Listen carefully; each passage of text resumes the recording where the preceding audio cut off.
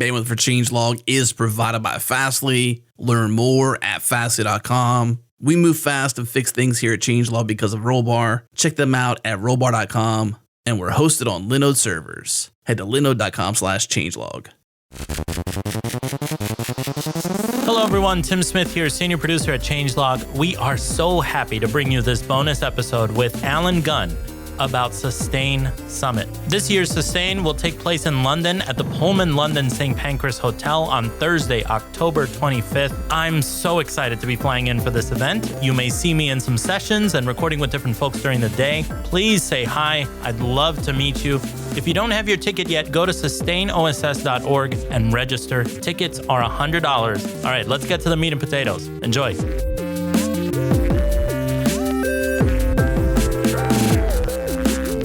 All right, we're joined with Alan Gunn. Do we call you Alan? Do we call you Gunner? What's your favorite? Most folks that I'm not married to call me Gunner. My mom and my wife have Alan as a preference, but I'm user configurable. Very good. Well, Gunner is so fun to say. I think we'll just stick with that then.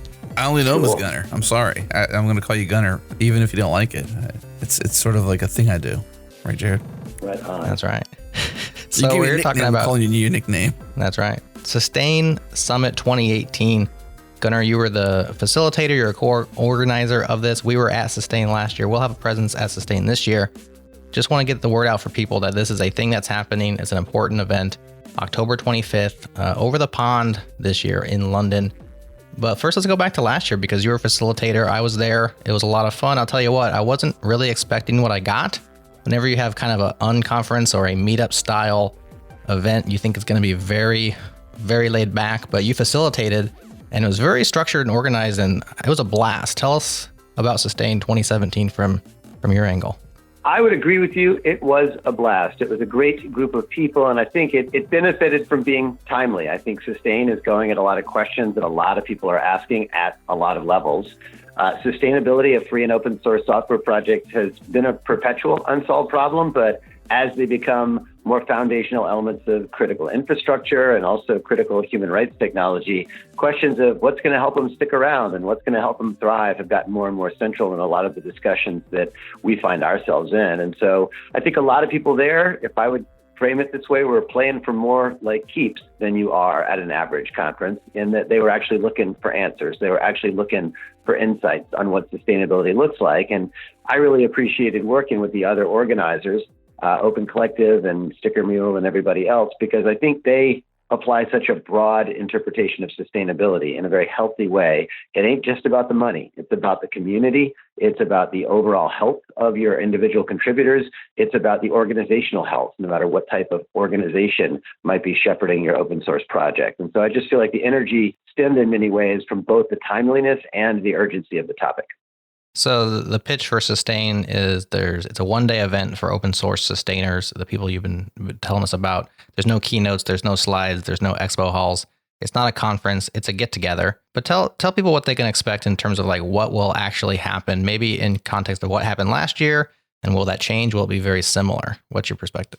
Sure. We model these events. I'm a chronic frequent flyer. We often say that we model agendas to be somewhat like airplane flights. There's a sort of taxiing and takeoff phase. We try to spend as much of our time at cruising altitude as we can, and then we try to, quote unquote, bring it in for a landing. And so what we did last year, first thing out in the morning, was really trying to explore some foundational topics and let people sort of move between a bunch of conversations at their own pace and their own sequencing to sort of understand different facets of sustainability, different analysis of sustainability, and just really start to build some shared understanding. The bulk of the day was spent in participant-driven sessions. And what we mean by participant-driven sessions, we ask folks when they register, hey, what do you actually want to get out of the event? And we build a soft agenda slate from those topic suggestions. And then at the event, we try to get folks in real time to come up with additional topics that they would like to see addressed. We don't use terms like unconference. Those terms are sadly overused and have taken on less and less meaning over time as everything has been called an unconference. But what we try to do is say that it is participant driven, in that we try to source the material from participants, and we prioritize, if you will indulge the notion that these events are knowledge markets, we're focused on the knowledge consumers, not the knowledge producers. Many conferences have what I call a rich get richer paradigm. Keynoters keep on keynoting, panelists keep on paneling. It's the usual suspects class hierarchy. And what we try to do at these events is identify where the learning needs are, the growth needs, and the folks that have ideas that could use some help building out, and try to resource those conversations. We try to bring loving supply from the knowledge supply side toward those that are looking for answers around sustainability, around project growth and maintenance and governance. And so in doing it that way, we try to set up sessions that are themselves outcome oriented. Part of why we say no slides is slides are a fail before they start because they assume the so-called presenter knows what those in the room want to hear. And once in a while, they might get it right. But most of the time, they tend to overshare, overdeliver, oversaturate brains. And so we try to set up session formats that are more transactional and that are more question-driven, where we orient facilitators. We give them some basic ground rules so that they feel empowered and understanding the plan. But we try to emphasize to them the need to, first off, find out why people came to your session, find out what they really want to know, and try to center the session focus around what they came for, not what you think they should get. And that fundamentally transforms participant experience.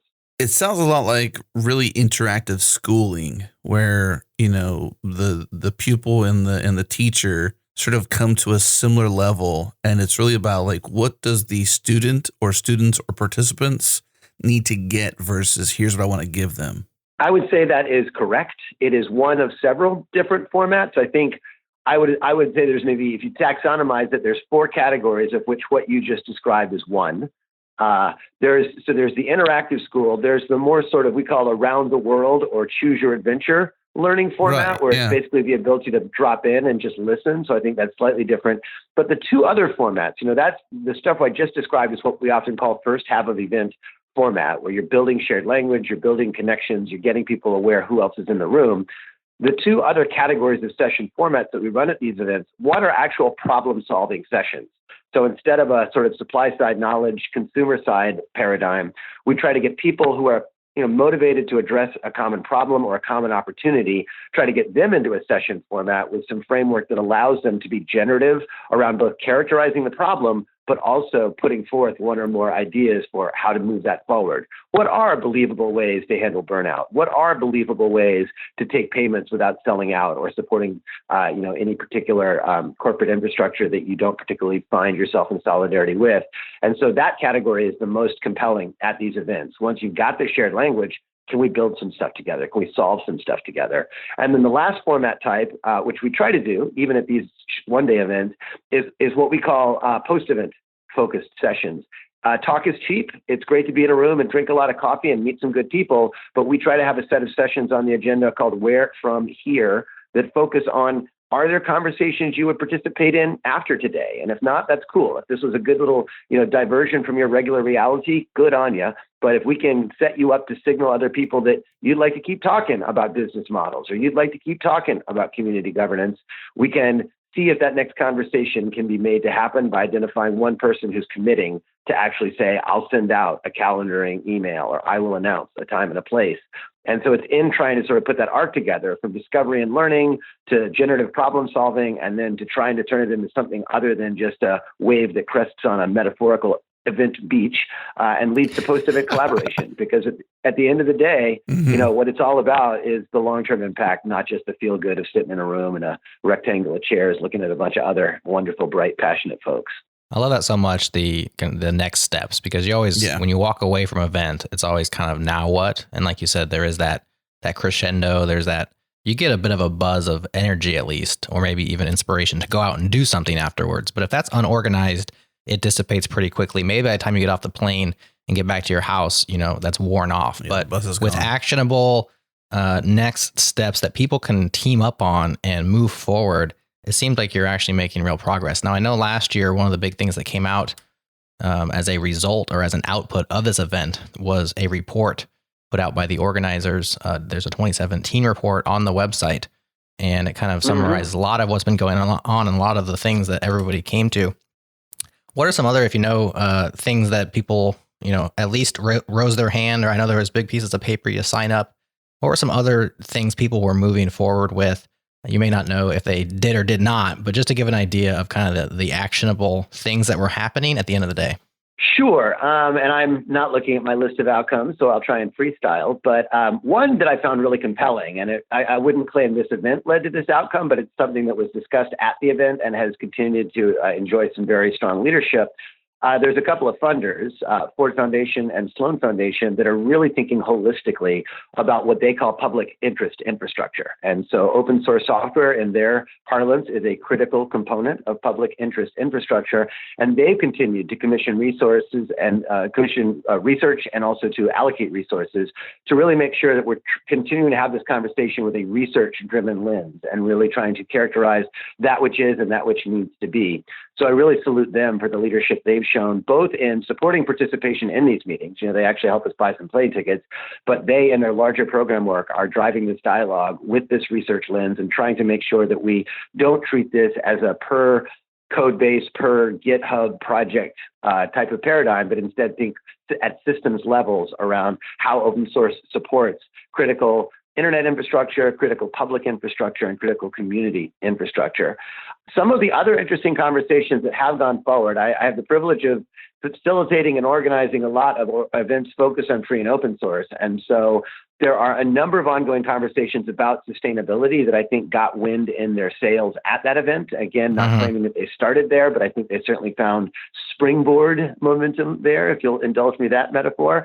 One project that wasn't there, and we're still trying to get into this year's event, but folks like the Reproducible Builds project. I don't know if folks are familiar with that. I think it's one of the most important free and open source projects going, but it's a bunch of folks, many of them from the Debian community, that are trying to figure out how can we build software that we know at a deterministic level is matching the source code we think it came from. And this matters for security, it matters for integrity, it matters for all kinds of code quality and code reliability reasons. And we've been working closely with them over the past year. I think their approaches to sustainability are brilliant because they are trying to do a multifaceted model where they earn some money, fundraise some money, and otherwise sort of allow folks to contribute in kind. And I've seen a lot of communities doing that kind of hybrid sustainability models. And I think a lot of those conversations that happened last year have just given people food for thought, have given people ideas on trying, quote unquote, more than one thing. Because if I were to offer a loving critique of many free and open source projects, they tend to be a single revenue stream paradigm. Rare is the free and open source project that really intentionally thinks about a basket of individual donations, large donors, grant funding, earned income, and there are other options depending on your religion, including sponsorship and investment. But yeah, so I think that's the kind of stuff that came out that I found very gratifying. And I think the other conversations I think that have been ongoing are the complex dynamics of the ecosystem. Some of these free and open source projects are tied to large for-profit corporations, and that is neither a good nor a bad thing. It is a complicated thing because values and priorities do not always align. What I find compelling about those dynamics is how resilient having free and open licenses makes that paradigm. And that is to say, with free and open source, you are always able to fork or go in a different direction if you are feeling that the way a project is going is not consistent with what you want to be working on. But I think those are problems that we will continue to discuss. How do we have free and open source projects enjoy the support of large companies, but also maintain autonomy and vitality independent of any one particular source of sustainability? Longtime listeners of the Changelog will know that we did talk to Chris Lamb on Reproducible Builds early in 2017. So this is February 3rd, 2017 in terms of the published date of that show. We'll link that up in the show notes. But totally agree with you on the multi, revenue stream or sustainable streams of not just funding, but just support of a project. All too often do we see the focus simply being on money or the stigma of sustaining open source being just about funds or money.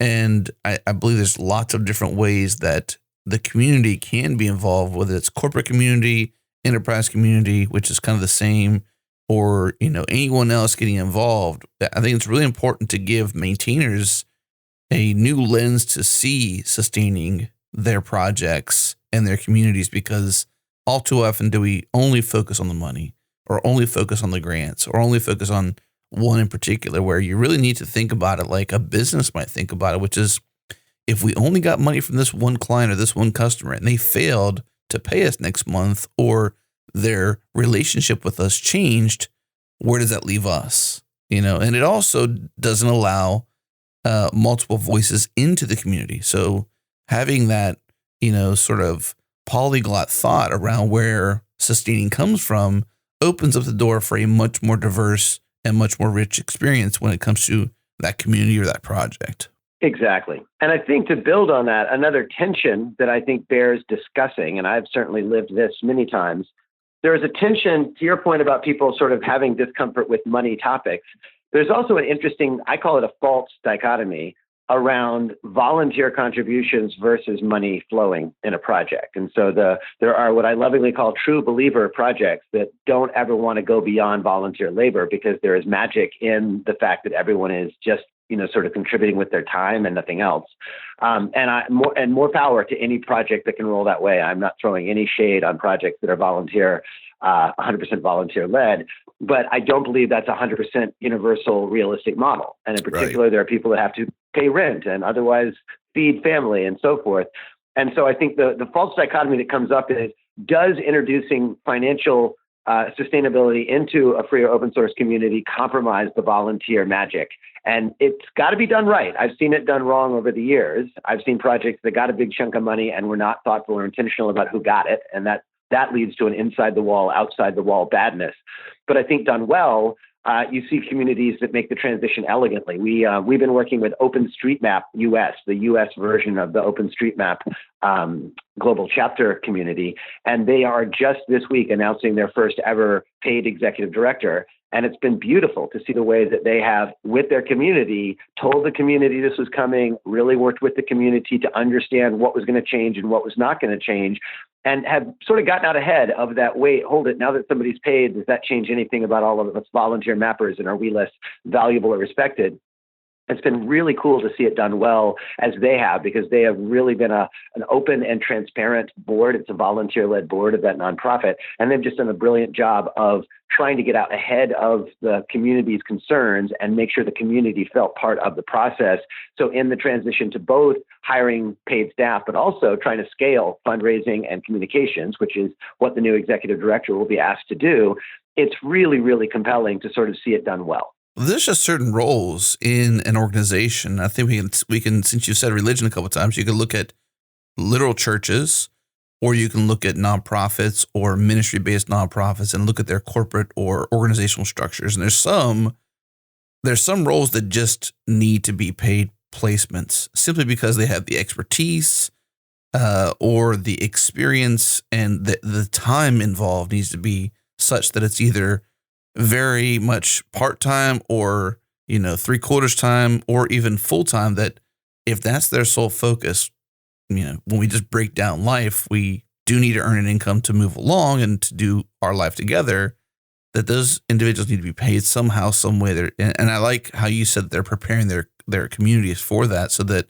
there's no uprising and everyone can sort of share their feelings about how that impacts the project or the funds available to keep moving forward. Exactly. And let me give you a +1 on those facets: accountability. Yeah. I think I love volunteer projects, but how many times have I seen the compellingly talented tech lead who is volunteering not hit deadlines, not come through on commitments, and their attitude is, hey, come on, I'm volunteering, back off. And that's legit. You are volunteering, and we need to back off, because you can't force a volunteer to do anything.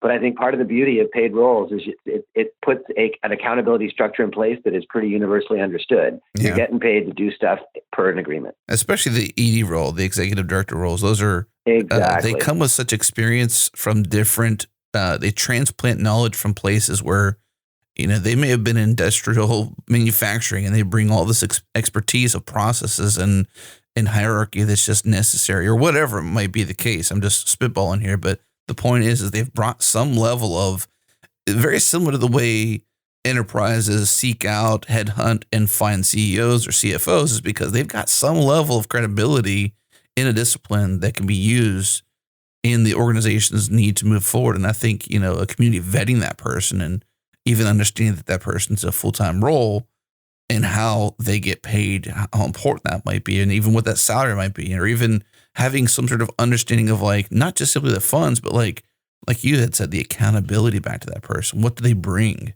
What do we get from this person being involved? And they may have been a player already in the community, and they're just graduating to that role. You know, it doesn't mean they have to be transplanted from somewhere else. Exactly. I think, that. you know, and to build on that, I think the other place where I think a lot of open source projects have room to grow, and again, I say this with intense respect, but I think most open source projects have what I call a single generational frame of reference, as in we got these folks who are on this project, we're going to code and code and code, or, you know, whatever verbs are associated, design, test, support. And I think that part of what events like Sustain try to help us with is thinking multi-generational. What does it look like for founders to actually piece out of a project or become advisors as opposed to primary drivers? What does it look like for, as open source becomes more of a sort of given in our universe? You know, there are those who would say it's been a given for 30 years, or others that are just finding out about it this week. But I think the intergenerational, multi-generational view, there's so much value in those conversations because people don't have enough succession discussions. They don't have enough intergenerational governance discussions. And, you know, if you look at, you know, there are certain open source projects of the highest profile that have recently experienced some turbulence in leadership.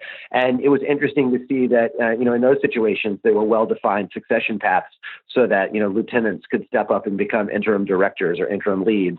And so to me, that's the other half of this, is to look beyond a chapter across multiple chapters of the project's evolution.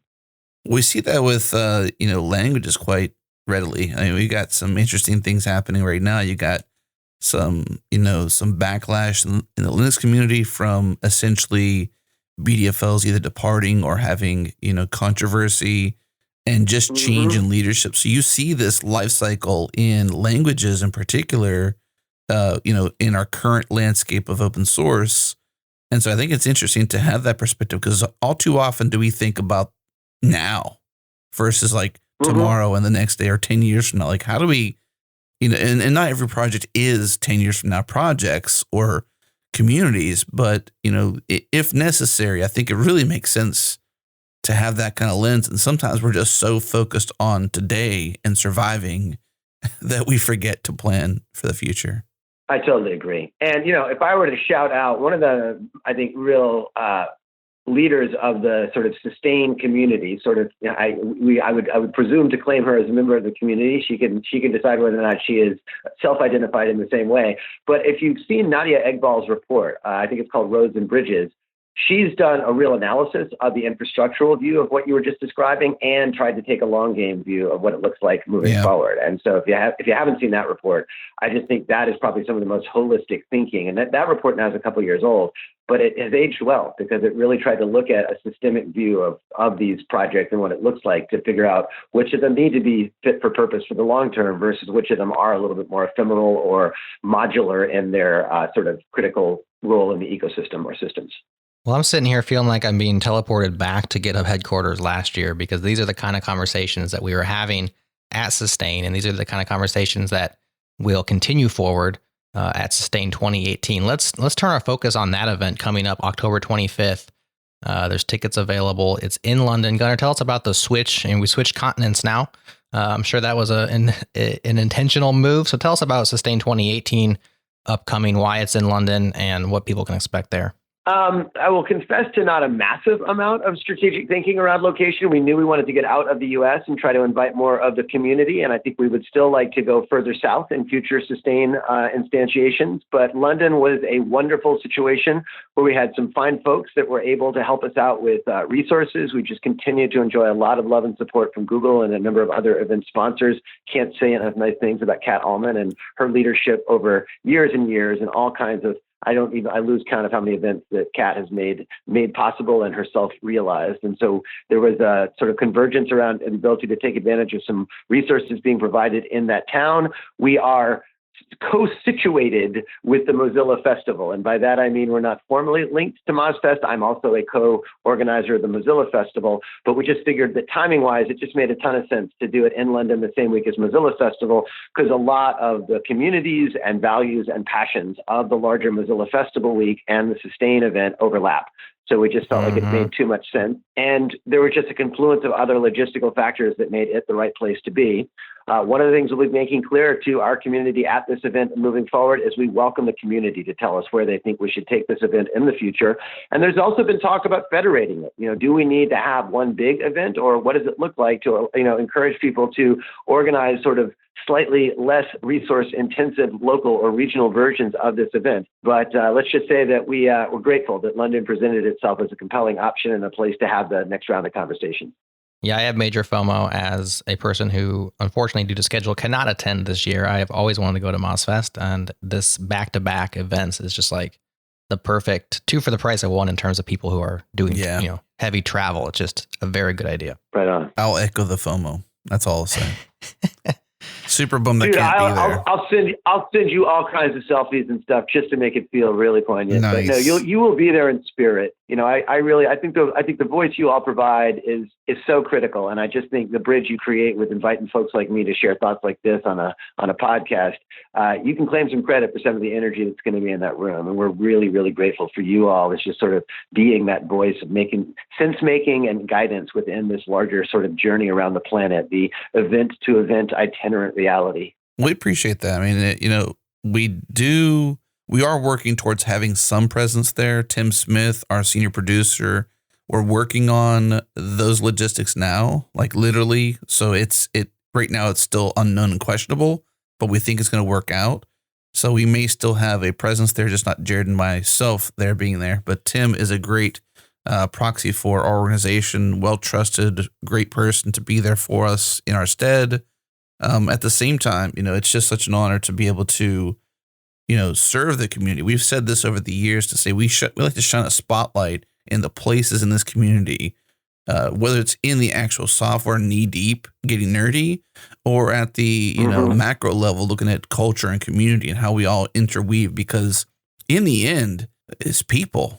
It's Gunner on the other side of that submit button. It's Adam on the other side of the the database looking at things or whatever. So it's people in the end. It's about relationships. It's a very interpersonal community, and we're just proud to be a part of it. So the details are sustainoss.org, October 25th in London. There are tickets available. There's free tickets for scholarship situations. So if you have that circumstance, definitely check it out. Tickets are $100. You can also do a pay it forward ticket, take a friend with you.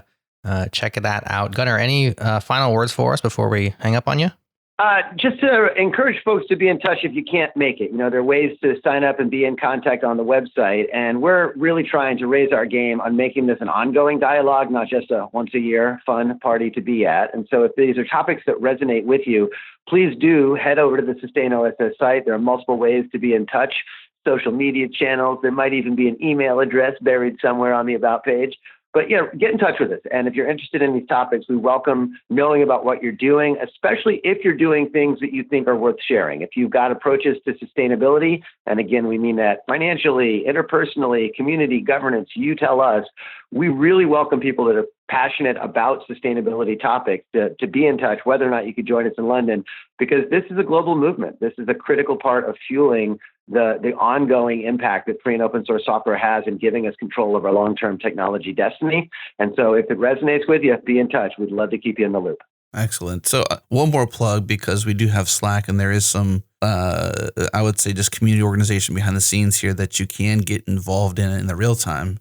Mm-hmm. And forgive me if I'm repeating this, but changelog.com/community, huge invitation. Everyone is welcome. You are not an imposter.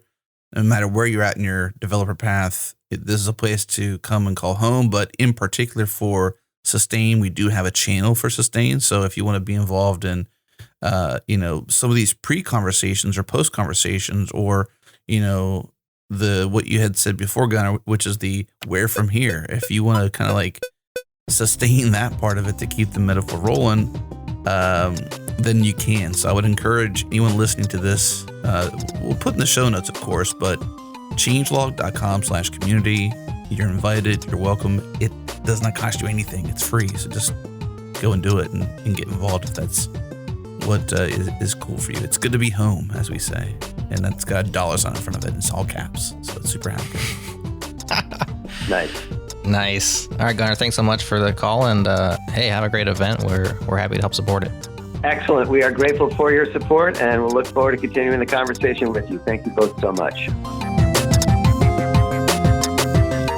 Thanks so much for tuning into this bonus episode of The Changelog. Again, find more information and get your ticket to Sustain at sustainoss.org. This bonus was edited and mixed by me, Tim Smith, and the music, as always, is brought to you by the one and only BNC. Bandwidth is provided by Fastly. Learn more about them at fastly.com. We move fast and fix things here at Changelog because of Rollbar. Check them out at rollbar.com, and we're hosted on Linode servers. Head to linode.com/changelog. Do us a favor and rate, review, or recommend this show wherever you listen from. It helps us reach new, awesome people. If this is your first time listening to The Changelog, you can find more episodes and our other compelling shows at changelog.com/podcasts. All right, that's it. Thanks for tuning in. See you next time.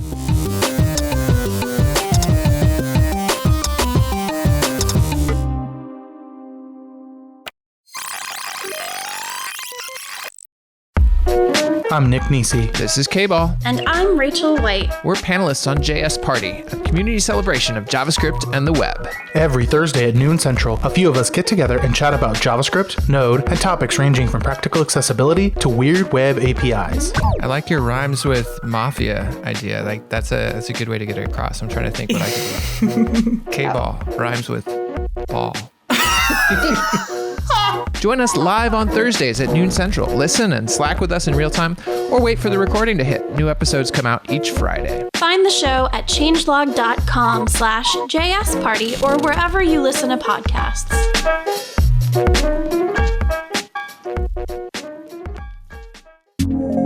I'm Tim Smith, and my show Away from Keyboard explores the human side of creative work. You'll hear stories sometimes deeply personal about the triumphs and struggles of doing what you love.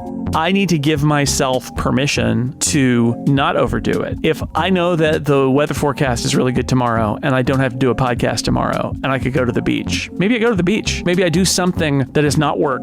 New episodes premiere every other Wednesday. Find the show at changelog.com/AFK or wherever you listen to podcasts.